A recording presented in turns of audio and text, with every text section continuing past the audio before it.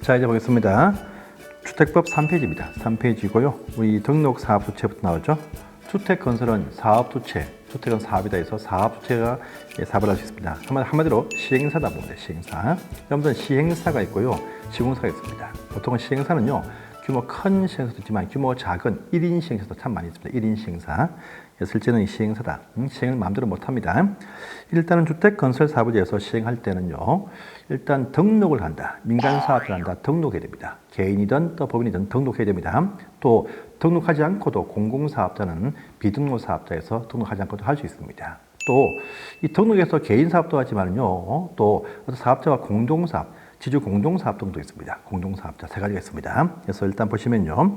일단 밑에 잠깐 보시면 공공사업주체 있죠. 등록할 필요가 없어. 누구냐면 국가에서 또 지방자치단체에서 토지주택공사와 지방공사, 국지토지, 이들 공익사업자와 또 기타 주택건설을 위한 공익법인들 참 많습니다. 무슨 협동조합에서 많습니다. 이런 식의 공익법인들도 이제 주택사업을 할 수 있습니다. 등록이 필요가 없습니다. 그냥 시행을 할 수 있게 해준다 합니다. 그런데 이런 공공사업자가 아닌 자가 주택건설 사업을 하고자 할 때는 규모에 관계없이 사업자 등록을 해야 됩니다. 시행사 등록한다 이 말입니다.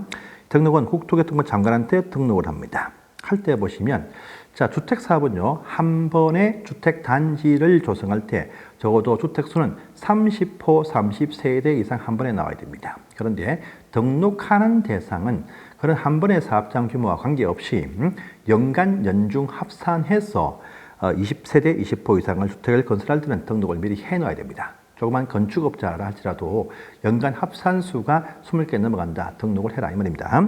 자, 그런데 도시형 상가주택 있죠. 도시형, 도생. 이것은 30호 이상이다. 완화시켜줍니다. 자, 또 건물 짓는, 주택 짓는 땅 대지 조성할 때도 연간 1만 제곱미터 이상 조성할 때 대지 조성 사업자 등록을 해야 이 사업을 하게 해줍니다.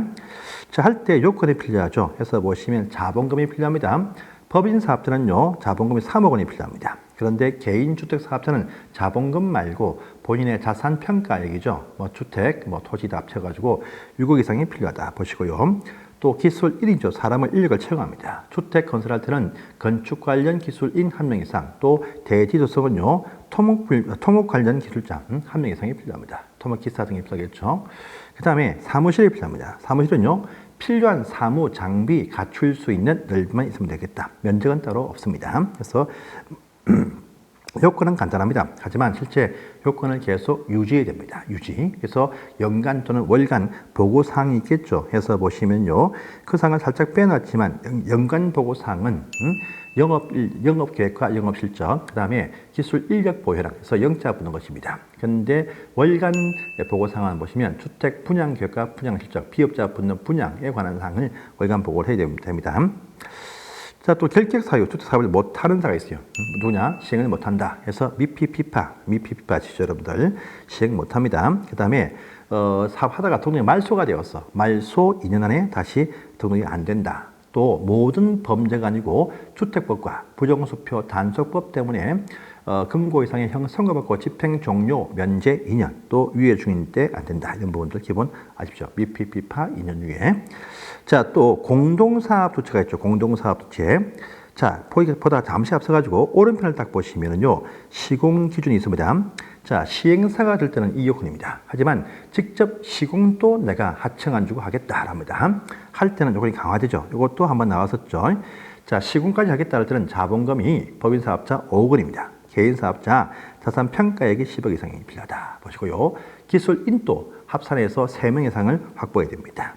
또 실적을 봅니다. 직전 5년간 합산해서 시행 실적이 100세대 이상 될 때 한다랍니다. 그런데 100세대 합산 실적이면 엘리베이터 없는 5개층까지만 집을 지을 수 있습니다. 엘리베이터 없는 아파트 6층부터 필요하니까. 그런데 6개층 이상의 엘리베이터 집어넣는 그 시공을 하고자 할 때는요, 이러한 6개층 이상의 시행 실적이 있거나 또는요, 3년간 합산해서 300세대의 요 요건을 갖춰야 되겠다라고 하는 부분도 같이 보시고요. 또 시공 규모도 제한받습니다. 법인 사업자는 자본금 곱하기 10배까지, 개인 사업자는요, 자산 평가액 곱하기 5배까지 요 부분에서만 시공을 하게 해준다라는 이런 부분들 꼭 기억하십시오. 또 밑에 보시면은요, 등록사업자의 행정처분이 있죠. 참 많습니다. 말소, 전기, 첨부 참 많습니다. 많지만요, 의무적으로 말소해야 된다가 있습니다. 두 개 있습니다. 부정, 또 대여. 이럴 때는 의무적으로 말소를 해야 됩니다. 말소가 된다 해도 입주자 보호 때문에 하고 있는 사업은 마무리해야 돼. 앞으로 향후 2년간 사업을 하지 못한다. 이렇게 또 하시면 되겠습니다. 보시고요. 또 왼쪽 밑에 보시면 공동사업주체 있죠. 공동을 한다. 여러분들 흔히들 지주 공동사업이다 라는 말 많이 합니다. 땅 주인이 땅만 팔면 될 것인데 나도 이 땅에 대한 부분 일부를 내 대금으로 받고 또 이 나머지 대금은 지주 참여를 해가지고 시행 이익에서 나누어 갖는 이렇게 지주 공동시행도 다수 합니다. 이럴 때 더 사업이 성공하면 큰 수익이 나오겠죠. 근데 실패하면은 몽땅 받지 못한 부분 책임을 따게 된다는 부분도 있으니까 이런 부분 좀 유의하십시오. 그런데 단독으로 할 수도 있어. 했다가는요, 분양 안 되고 하면 또 사업을 잘못하면 망할 수 있습니다. 되게 다 공동사업 한 것이 땅을 팔든지 공동사업이 좋습니다. 자, 그래서 토지 소유자는요, 단독으로도 할 수 있지만 공동으로도 할 수 있다. 그래서 민간 등록사업자와 공동사업도 선택적으로 할 수 있다지 해야 된다. 의무사항이 아닙니다. 그거 가지고요. 다음에 주택조합을 설립했습니다. 조합도 단체죠. 단독 사업을 할 수 있습니다. 그런데 단독 사업할 때 인력을 채용해야 돼. 한 번 하고 입주하면 끝날 그 조합들이 왜 회사를 만들겠습니까? 그러니까 조합은 대체로 보시면요, 공동사업을 많이 합니다. 그래서 조합은 등록회사와 공동사업을 시행할 수 있습니다. 그런데 이 시행사들은요, 규모가 큰, 또 사업 수위가 좀 높은 그런 사업장은 좋은 회사가 와서 공동으로 해줍니다. 하지만 규모 작은 80세대, 30세대, 눈길도 안 줍니다. 이런 작은 사람들은 사업 못합니까? 할 수 없겠죠. 그래서 규모 작은 조합을 도와주기 위해서 해당 지방자치단체라든지 토지공사나 지방공사도 같이 공동으로 해줄 수 있다. 그래서 큰 단위의 조합 아파트는 삼성, 레미안, 규모 작은 조합 아파트는 SH하우스 이렇게 붙어서 가는 경우도 많이 있습니다. 제가 지금 규모 작은 조합 아파트에 살고 있는데요. 바로 시형 아파트입니다. 그래서 SH가 지어서 시공만 하청을 줘가지고 서광인가 해서 공사를 한 그 아파트에 살고 있습니다. 규모 큰 데는요, 전부 다 현대, 하이페리온, 무슨 JS 자이가 와요. 규모 작으면 사업을 못하는 수는 없으니까 도와주기 위해서 LH 또는 SH 또 DH가 와서 도와주기도 합니다. 그런 의미다 보면 됩니다. 자, 그래서 보시고요. 근데 밑에 고용자 있죠. 삼성전자처럼 큰 회사는요, 단독 사업을 시행 못하게 금지합니다. 하고자 할 때는 등록사업자, 삼성종합건설 등을 만들든지 불러와서 공동으로만 사업을 시행을 해야 된다. 할 수 있다, 하여야 한다를 살짝 바꿔서 잘 뜨니까 확인 꼭 하시고요. 자, 공동으로 사업을 할 때는요, 위에 보시면, 자, 토지 소유자 등, 앞에 토지 소유자, 조합이나 고용자 등록 안 해도 공동사업 주체로 본다. 간주해야 된답니다. 자, 그런데 옆에 보시면 또 보이죠? 시행요건. 공동사업할 때는 보다 요건이 강화됩니다. 강화돼. 그래서 실제 보시면 그 토지 소유자 등의 보호도 필요하고 해서 강화됩니다. 그래서 보시면, 자, 박스 보세요. 첫 번째, 토지 소유자, 주택주와 고용자입니다. 이들이 대지의 소유권을 100% 확보해야 돼요. 이 말은요, 주체가 되는 자들이 소유권을 다 가지고 있어야 공동사업을 할 수가 있다란 말입니다. 비록 토지 대금 일부 받고 지분이라도 가지고 있어야 됩니다. 그래서 100%다 소유권 확보해야 됩니다. 자, 또 확보한 그 대지에 잡등기가 있으면 안 돼. 모든 등기 다 말소를 해야 된다고 합니다. 여기서 살짝 보시면요, 여기는 없지만 주택조합이 지구 단위 계획이란 사업을 할 때는 그 사업을 할 때는요 95%로 완화시켜준다. 왜? 수용권이 발생하기 때문에 그렇다 보면 됩니다.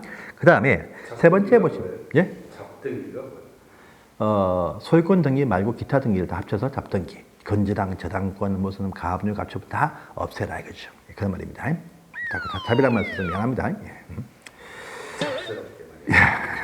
자, 보시고요. 자, 또 있습니다. 등록사업자 공동시행합니다. 조그만 회사가 오면 안 돼. 규모가 좀 크라 해가지고요. 시공 요건을 갖추고 있는 사업자이거나 건설업 등록이 되어져 있는 좀 다소 규모가 큰 회사와 공동하라. 이렇게 하는 부분도 있습니다. 자, 또 네 번째 보시면요. 항상 싸웁니다. 이익 배분, 또 책임 분담. 막 싸웁니다. 싸우니까 미리 사전에 이러한 부분에 대해서는요, 협약이 체결돼 있어야만이 공동사업계획 승인이 되어주겠다. 그래서 지주 공동사업을 할 때는요, 협약서를 꼭 써서 들고 와야 승인받는다. 이렇게 아시면 되겠습니다. 자, 그러면 항상 말하지만 주택조합이 되죠. 조합은요, 미리 준비가 되어서 설립이 되어져 있어야 조합이 하든 말든 할 수 있습니다. 그 조합은 너무나 중요한 거 아시죠? 그래서 이 중요한 파트는 다음 시간에 보도록 하겠습니다. 감사합니다.